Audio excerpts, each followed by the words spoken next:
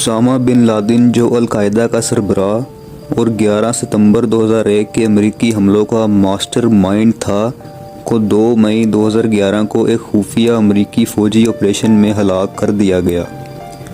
یہ آپریشن پاکستان کے شہر ایبٹ آباد میں واقع اس کے محفوظ کمپاؤنڈ میں کیا گیا، جس کا نام آپریشن نیپچون اسپیئر رکھا گیا تھا۔ اس کارروائی کو امریکہ کی سب سے بڑی انسداد دہشت گردی کی کامیابی قرار دیا گیا۔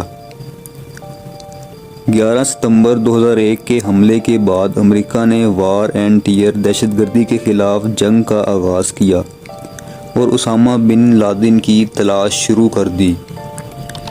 2001 کے آخر میں اسامہ بن لادن افغانستان کے تورا بورا کے پہاڑی علاقوں میں روبوش ہو گیا تھا۔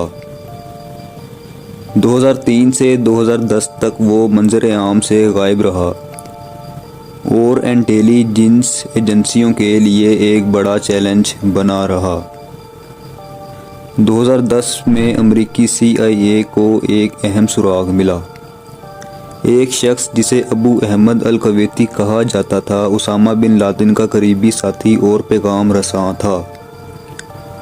امریکی خفیہ ایجنسیوں نے اس شخص کا پیچھا کیا تو معلوم ہوا کہ وہ پاکستان کے شہر ایبٹ آباد میں ایک بڑے کمپاؤنڈ میں رہ رہا تھا۔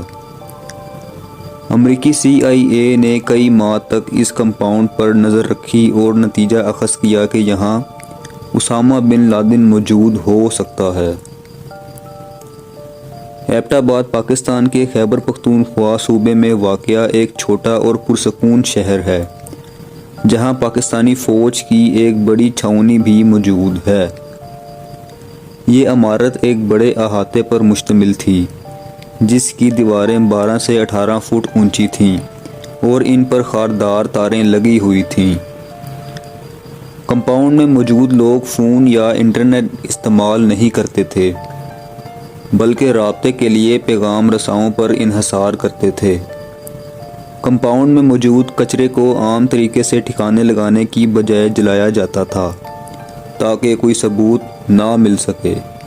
یہ سب شواہد اس بات کی نشاندہی کر رہے تھے کہ یہاں کوئی انتہائی اہم شخصیت چھپی ہوئی ہے۔ امریکی صدر براک اوباما کو اپریل 2011 میں اس کمپاؤنڈ کے بارے میں تفصیلی بریفنگ دی گئی۔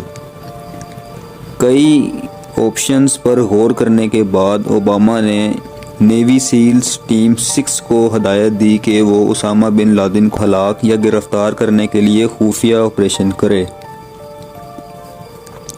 نیوی سیلز ٹیم 6 کو ایک خفیہ مقام پر خصوصی ٹریننگ دی گئی، جہاں ایبٹ آباد کے کمپاؤنڈ جیسا ماڈل بنایا گیا تھا۔ پاکستان کو اس آپریشن کی اطلاع نہیں دی گئی تھی، کیونکہ امریکہ کو خدشہ تھا کہ اگر پاکستان حکومت کو پہلے بتایا گیا تو اسامہ کو اطلاع مل سکتی ہے۔ امریکی اسپیشل فورسز کے 2 بلیک ہوک ہیلی کاپٹرز اور 2 چینوک ہیلی کاپٹرز افغانستان سے پرواز بھر کر ایبٹ آباد پہنچے۔ نیوی سیلز کے 24 اہلکار ہیلی کاپٹروں سے کمپاؤنڈ کے اندر اترے۔ ایک بلیک ہوک ہیلی کاپٹر فنی خرابی کے باعث کمپاؤنڈ کی دیوار سے ٹکرا گیا، مگر کوئی بڑا نقصان نہیں ہوا اور مشن جاری رکھا گیا۔ نیوی سیلز نے سب سے پہلے اسامہ کے محافظوں اور اس کے بیٹے خالد کو ہلاک کیا۔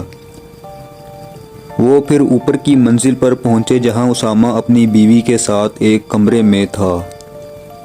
نیوی سیلز نے اسامہ بن لادن کو دیکھتے ہی گولی مار دی، جس سے وہ موقع پر ہی ہلاک ہو گیا۔ اس کے سر اور سینے میں 2 گولیاں لگیں۔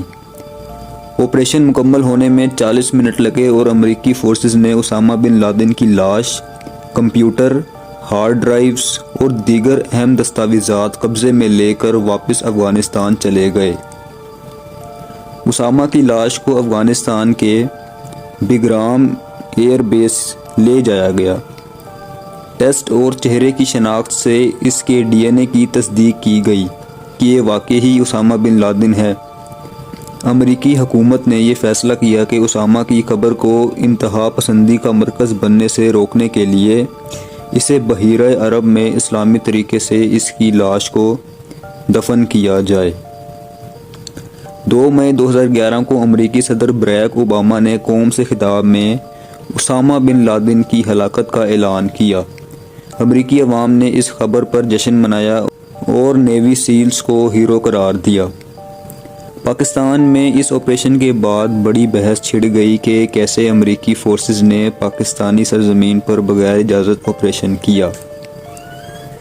پاکستانی حکومت نے اسامہ بن لادن کی موجودگی سے لا علمی کا اظہار کیا اور کہا کہ انہیں پہلے سے اطلاع نہیں تھی۔ القاعدہ نے اپنے لیڈر کی ہلاکت کی تصدیق کی اور امریکہ سے انتقام لینے کا اعلان کیا۔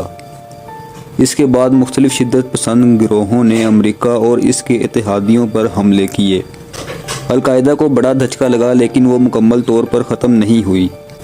پاکستان اور امریکہ کے تعلقات کشیدہ ہو گئے کیونکہ پاکستان کو آپریشن کے بارے میں پہلے سے نہیں بتایا گیا تھا۔ یہ آپریشن جدید تاریخ کے کامیاب ترین خفیہ مشنز میں شمار ہوتا ہے۔ اسامہ بن لادن کی ہلاکت عالمی دہشت گردی کے خلاف جنگ میں ایک اہم موڑ ثابت ہوئی۔ امریکہ کے لیے یہ ایک بڑی فتح تھی لیکن اس کے بعد دہشت گردی کے نئے چیلنجز بھی پیدا ہوئے۔ آج بھی القاعدہ اور اس کی شاخیں مختلف خطوں میں سرگرم ہیں، مگر اسامہ بن لادن کی موت نے اس تنظیم کی طاقت کو کافی حد تک کمزور کر دیا ہے۔